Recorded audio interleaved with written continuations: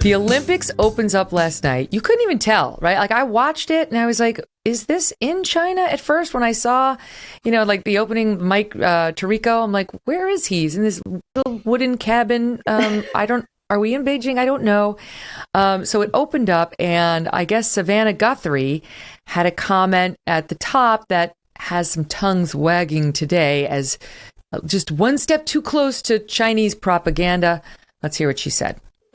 Mike, this moment is quite provocative. It's a statement from the Chinese President Xi Jinping to choose an athlete from the Uyghur minority. It is an in-your-face response to those Western nations, including the U.S., who have called this Chinese treatment of that group genocide and diplomatically boycotted these games. There will be much discussion about this. An in-your-face response, she says, to the world that's criticized China for what some have called genocide. Forced labor camps. I mean, it's not too big a leap. Your thoughts on it? I'll start with you, Ethan.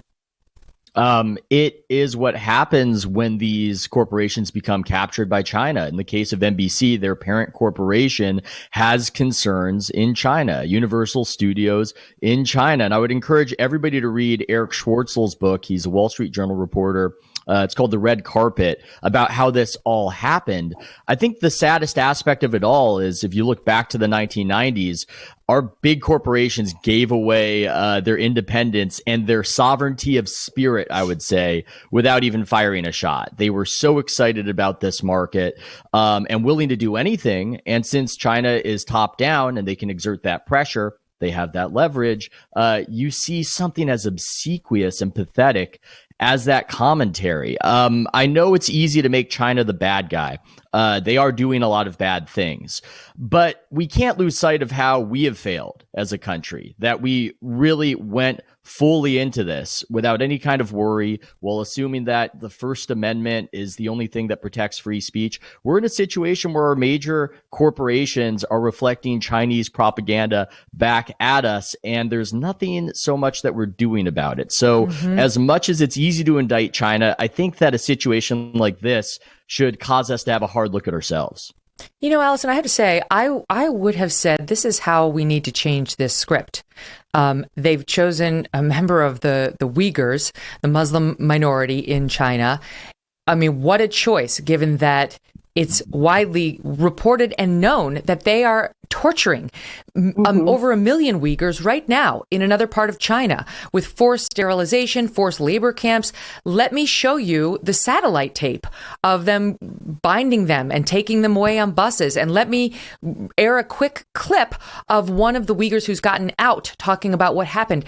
Yes, it's awkward to do over the opening ceremony. Too bad you have an American audience watching this and you don't gloss over it with what some call a genocide. And wow, that's an in-your-face to have a Uyghur.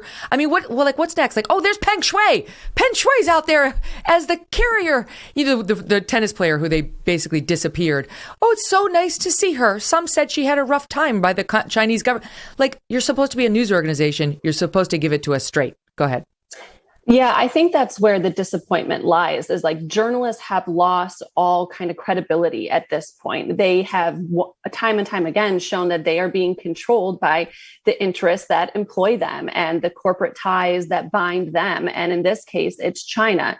And it's difficult to watch on such a large scale. And you have the juxtaposition of this celebratory time, this years of work, of accomplishment for these athletes, and you want to celebrate them. I think that's like in our human nature to find the joy and the happiness and the celebration, but you're juxtaposing it with genocide. And it's not what some people call genocide. It is genocide, and it's happening and it's real. And to act like it's anything other than that is a crime against what's happening. I understand there's a difficult balance for people covering these Olympics to watch because, again, of the ties that bind the corporations that employ them and the job they want to do to celebrate these Olympics. But they have to be honest with themselves and with the reality of what's going on in this country at this time and the human rights violations. I think Mike Tirico did a much better job of addressing what's going on in China and the way this Olympics feels different. And it's going to be different in every capacity.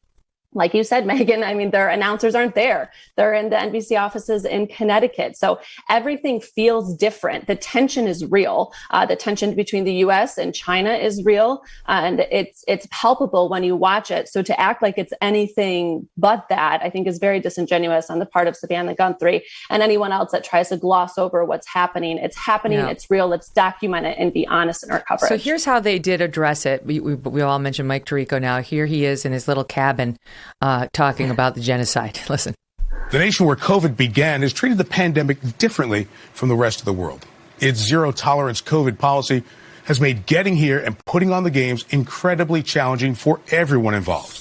Everything and everyone attached to these games is facing questions. The hosts, the guests, the IOC, the sponsors, media, and athletes.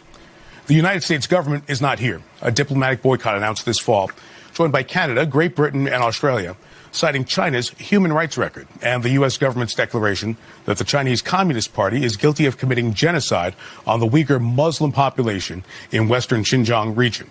That's a charge that China denies. So the U.S. government isn't here, but Team USA is, with American athletes among those competing in the middle of all this debate and controversy. I'm sorry, Ethan, but no, not good enough. Air a report. It's not a he said, she said. It's not. This is us kowtowing to the Chinese. We're afraid, right? They've warned everybody. Don't say anything about us, or you might get yanked from being able to cover the games. NBC is aware of that. The athletes are certainly. They've been warned to within an inch of their lives that they can't say anything. Just shut up and play sports. Nancy Pelosi doubled down on that just today. That's not good enough. Yeah, the Pelosi warning to the athletes was absolutely fascinating to me. I wondered, is that just that she's getting old and she's rambling? Is there intentionality behind that? Why? Can I jump in? We have it. So let me play it and then pick back up your thought. Here it is. I would say to our athletes, you're there to compete. Do not risk incurring the anger of the Chinese government because they are ruthless. I know there is a temptation on the part of some to speak out while they are there. I respect that, but I also worry about what the Chinese government might do to their reputations, to their families. Wait, aren't we American? Aren't we America? We're basically like, you're kind of screwed if the Chinese get mad. We're the United States of America. I mean, it's so bizarre to see that warning. You wonder what the idea behind it is. And sometimes I do think as a country, we can be addicted a little bit to high-mindedness and exporting our values. And I don't think that we have the moral authority to do that. I don't think we have the national health to do that, like maybe we could do that in the 1990s. So maybe we should look at a situation like this and condemn, obviously, what China is doing vis-a-vis the Uyghurs and human rights, but also say, if you're warning American athletes in that manner, they just shouldn't be there for their own safety, just because of us, our own selfish concerns for our own citizens. It doesn't make a lot of sense. And I'll tell you what's scary about what she's saying. It's that I don't have any guarantee that it just stops here. I witnessed with the NBA how you had Daryl Morey, who was the general manager of the Houston Rockets. He put out a free Hong Kong tweet. China cut off all business with the NBA. And I'm watching ESPN, a company that I think of as an American company, and nobody on the channel could say anything about it. They were all frozen silent because they were worried about Disney getting punished by China. And so you see this encroachment when Nancy Pelosi is warning everybody in that way. It's almost like saying, these are your rulers. These are the people who have authority over you. That is a fundamental shift. I don't like seeing it from our, for lack of a better term, elites. And increasingly, I think it is the issue that you see the biggest chasm between elite opinion and the public opinion in the United States. Where's the statement? Yeah. You're Americans, so if we'd like you to just play sports, but if anybody gets in trouble, we got you. You're an American. And we are the United States of America, and we will have your back, and the Chinese will not mess with you, or we will pull all of our athletes from the games, and that will be the end of that. Like, what is this? Like, please don't anger the mighty Chinese. They're mean people. I'm like, what? Okay. No, stand by. I got a lot of stocks. I'm trading.